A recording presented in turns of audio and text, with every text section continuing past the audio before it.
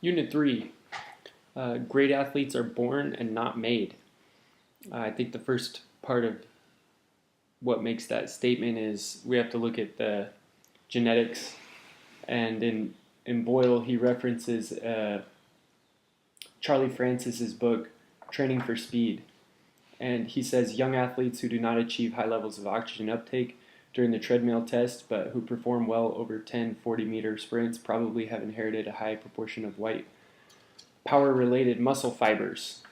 And he goes on to say that enough power-related work must be done in the early years, at the ages of 13 to 17, to maintain genetically determined levels of white power-related muscle fibers to promote the shift of transformational and intermediate fibers to white or power-related muscle fibers. So what Boyle's trying to get at is that you might be born with a certain amount of explosive power, but you can recruit some of the other muscle fibers that are in the intermediary area to become more explosive.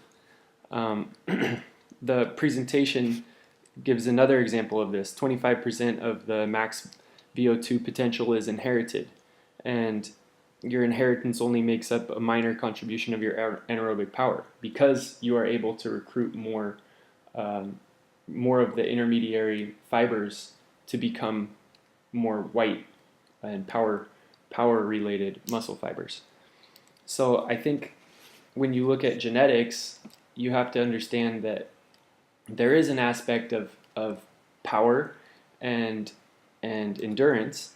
And I think if you're choosing the appropriate sport that as it relates to what you're good at, you can be successful or not as successful.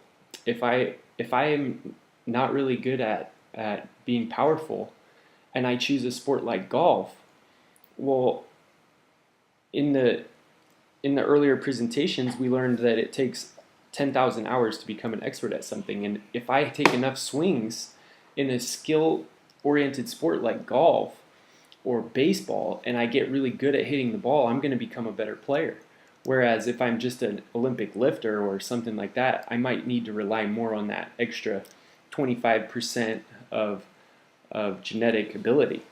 I think as it relates to the quote, it says great athletes are born and not made, is what is greatness in athletics?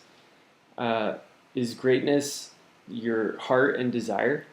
If so, that means that every underdog movie in the history was greatness. Rocky had greatness. Is it leadership? Tim Tebow is not really known for throwing the ball very well, but he's known for being able to lead a team and take his team to victory through his leadership. Is it your mentality, your mental edge to win a game? I think the best example of this is Tom Brady. He's not the most athletic quarterback. He can't run very fast. He didn't test very well in the combine. But does he have a good mental psyche and know where to go with the ball in certain situations? Yeah, he does. And that's what makes him great. So I think it really boils down to ability. Are we talking about ability?